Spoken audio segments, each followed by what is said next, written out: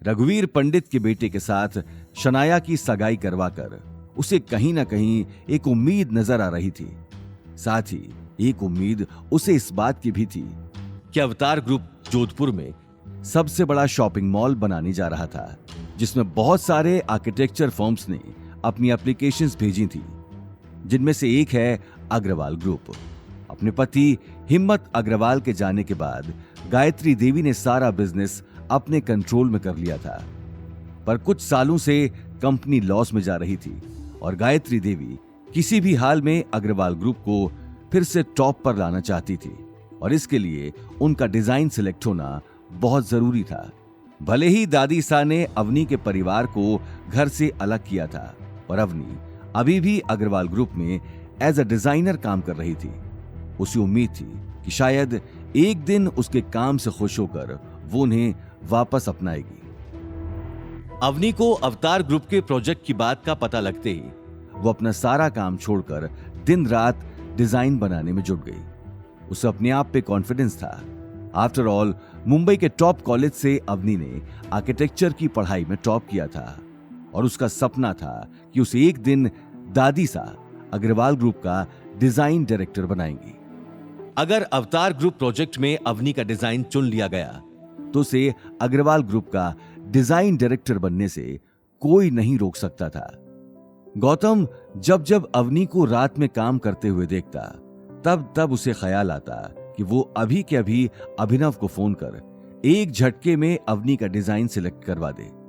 पर अवनी के डिजाइन को देखकर उसे कॉन्फिडेंस था कि अवनी का ही डिजाइन सिलेक्ट होगा और वो बिना वजह अवनी की सेल्फ सक्सेस के रास्ते में नहीं आना चाहता था।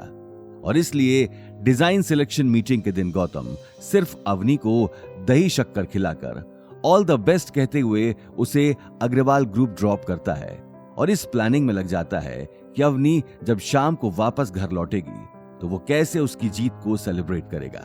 वहीं अवनी भी कॉन्फिडेंट थी कि आज शायद दादी सा के मन में उसके प्रति जो गुस्सा था वो डिजाइन देखकर दूर हो जाएगा। कॉन्फ्रेंस रूम में सभी लोग अपने अपने डिजाइन लेकर आ चुके थे। अवनी गायत्री देवी के पास चली जाती है। दादी सा, मेरा डिजाइन। गायत्री देवी अवनी के हाथ से डिजाइन लेकर देखने लगी। ठीक है, वहां बैठ जाओ। गायत्री देवी ने बड़ी सी चेयर के चारों तरफ लगी कुर्सियों में से एक कुर्सी की तरफ इशारा कर दिया। अवनी ने जैसे ही मुड़कर उस कुर्सी पर नजर डाली, उसके पैरों तले जमीन खिसक गई। सामने नील बैठा था, जिसकी आंखों में अब तक बदले की आग भड़क रही थी। अवनी ने एक पल रुककर गहरी सांस ली और अगले ही पल उसके पास जाकर बैठ गई। अवनी, तुम क्यों यहां अपना टाइम बर्बाद करने आई हो? इससे अच्छा तो तुम अपने उस सुमेर पैलेस के आशिक से कहती तो वो तुम्हारा डिजाइन एक झटके में सिलेक्ट करवा देता। ज्यादा से ज्यादा क्या होता, तुम्हें उसके साथ एक रात ही तो गुजारनी पड़ती।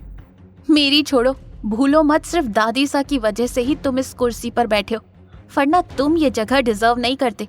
तुम्हारा आर्किटेक्ट और डिजाइनिंग से दूर दूर तक कोई लेना देना नहीं है। नील ये बात सुनकर अपने आसपास देखने लगा।